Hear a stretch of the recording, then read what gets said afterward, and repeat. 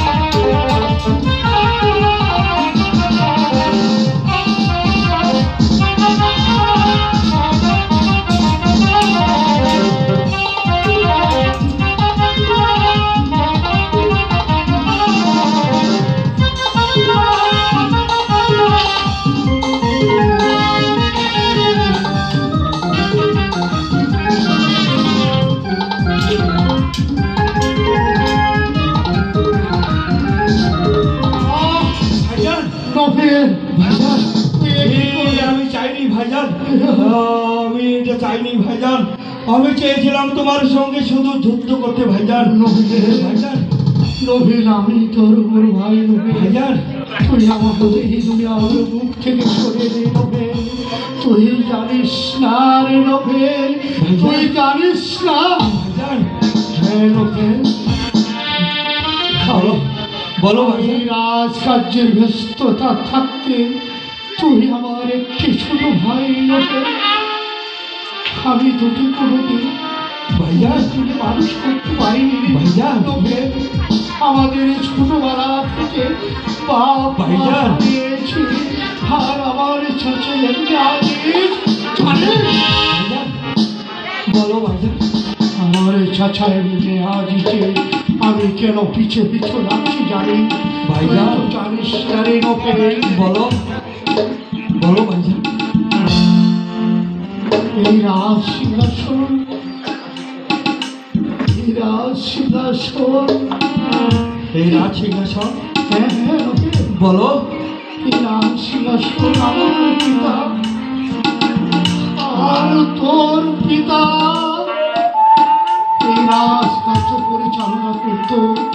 হ্যাঁ ভাইজান। আর ঠিক সময় আমাদের এই চাচা এমনি আজি ভাইজান কি করেছিল? আমাদের চাচা এমনি আজি আমাদের পিতা মাতাকে ভাইজান বলো ভাইজান, তারপর কি হয়েছে বলো। তারপর জানিস লোকের আমার পিতাকে হ্যাঁ বলো আমার পিতা। ওই চাচা, হ্যাঁ বলো ওই চাচা বিদায় করে। ভাইজান এই কি বলছো ভাইজান, এই কি বলছো? আমাদের চাচা যান আমাদের পিতাকে হত্যা করে আমাদের পিতার সিংহাসন অধিকার করেছে। এই কথাগুলো তুমি আমাকে আগে বলোনি কেন ভাইজান? যে বেঈমান বিশ্বাসঘাতক আমাদের দুটি ভাইকে দিন বানিয়েছে, আমাদের দুটি ভাইকে পিতার আদর থেকে বঞ্চিত করেছে। এই কথা তুমি আমাকে আগে বলোনি কেন ভাইজান? তুমি একটু অপেক্ষা করো ভাইজান, আমি যাবো এই মুহূর্তে ওই বাদশা এমনি আজিদের কাছে।